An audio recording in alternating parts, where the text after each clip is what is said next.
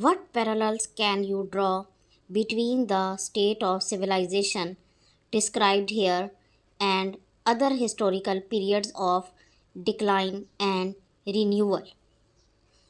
Many civilizations have gone through cycles of moral decline and renewal.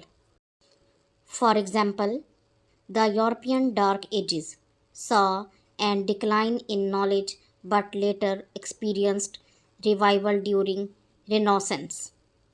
The fall of Roman Empire led to chaos but new structure of civilization emerged in medieval Europe.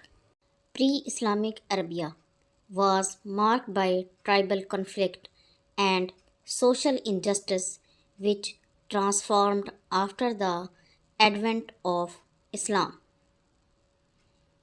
These parallels shows that period of moral and social decline often precede major cultural and ideological transformation.